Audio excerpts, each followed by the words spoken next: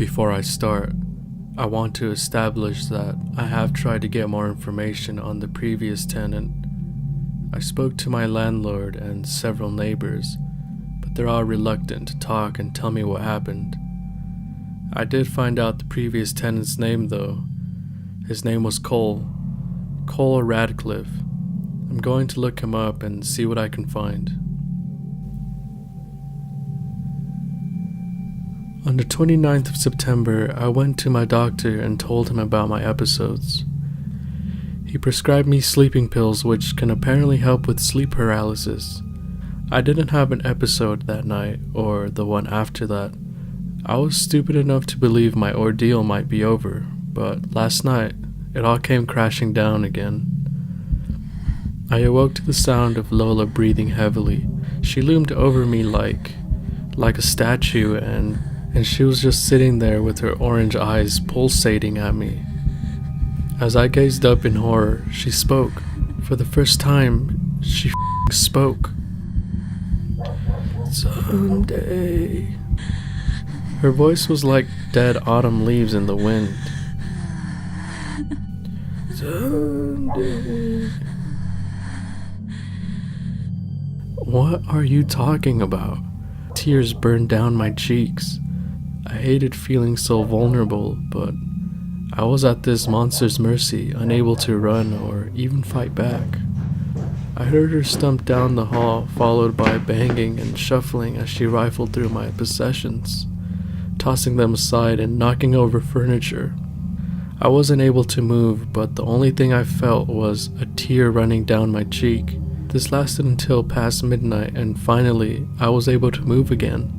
I was terrified at the idea of leaving my room, but I had to see myself what she had done. I grabbed my phone, switched on the flashlight app, and crept down the hall. My living room was a mess. All the furniture turned over. 4 deep gauges had been etched into the wall. I began to shake uncontrollably.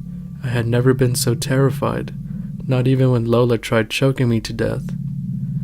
I now know for sure that Lola is not part of my sleep paralysis. She's real.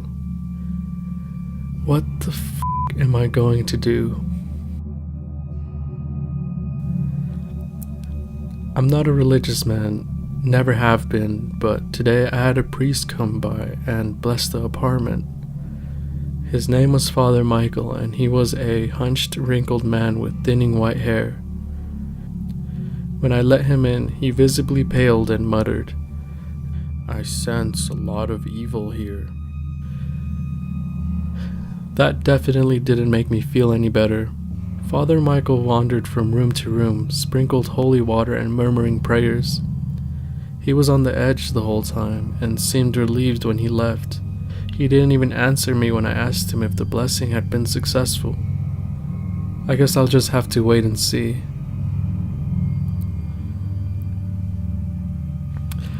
I haven't seen Lola in a few days, but her presence is everywhere. She leaves scratches on the walls and doors, furniture rearranged, and scorch marks on the floor. The apartment is always cold, and I always feel like something is lurking around the corner, waiting for the right moment to strike. I'm a jittery, paranoid mess at all times. I need to get out of this apartment. Maybe I'll stay with my parents for a few days, take some time to clear my head and figure out what to do next.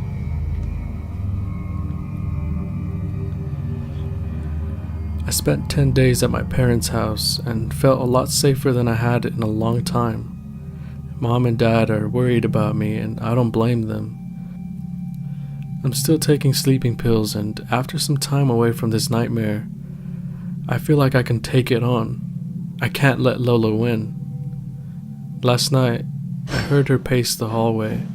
The temperature dropped at least 10 or 20 degrees, and I began to shiver. But I refused to be afraid. Giving into terror will only give Lola more power. I just hope I have the strength to survive and make it through this. I just woke up with bright red, hand-shaped burns up and down my chest. They are already blistering, and my room is filled with the scent of burning meat. Specifically burning meat that's been left to rot in the sun. I probably have to go to the hospital later, but how the hell am I going to explain this? Yesterday I went to the hospital to have my burns treated. The whole time the doctors and nurses were looking at me like I was a madman, and I couldn't give a logical explanation. Now my chest is all bandaged and the burns itch terribly. When I got home, I found the word "someday" written on my whiteboard. Where it came from, I have no idea. But it certainly wasn't mine. It took forever to clean up, but that was the last of my concerns. The pills didn't work. The blessings didn't work. Writing in this stupid notebook hasn't worked either. Sooner or later, Lola's gonna kill me. What am I supposed to do? I feel like I'm living inside that weird gray area between consciousness and sleep. I can't remember the last time I felt normal. I stay up all night, not wanting to let my guard down in case Lola comes for me. She rarely enters my room anymore, but she wanders my apartment during the night hours, humming her ominous songs and growling like an animal. My walls are a mess and covered with scratches and holes. My burns aren't healing. Today when I changed the bandages, I was surprised to find that they had gone a sickly greenish color, dripping chunky white pus. They don't hurt anymore, but I don't take that as a good sign. It's as if my nerves beneath the skin have died.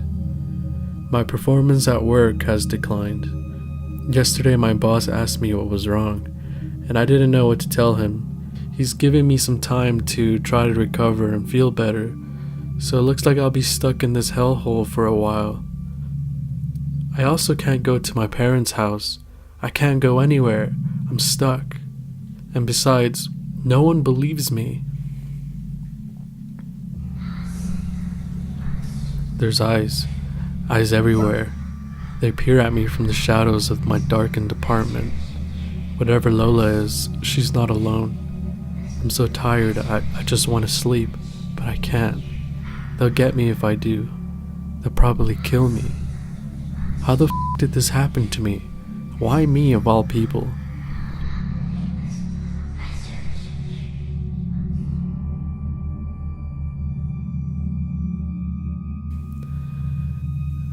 My burns are horribly infected. The surrounding flesh is blackened and rotten. I throw up everything I eat, and I could barely move. Not that I'd want to. Those horrible eyes are everywhere. Lola appears to be the leader. She looms above my bed every night, staring at me, almost as if to laugh at my pain. Just killing me isn't enough. She wants to drive me insane first.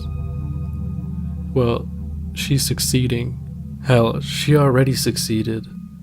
I don't know how much longer I can last, but it won't be long. I'm contemplating ending my own life. This isn't what I wanted. Every night is worse, and no one believes me.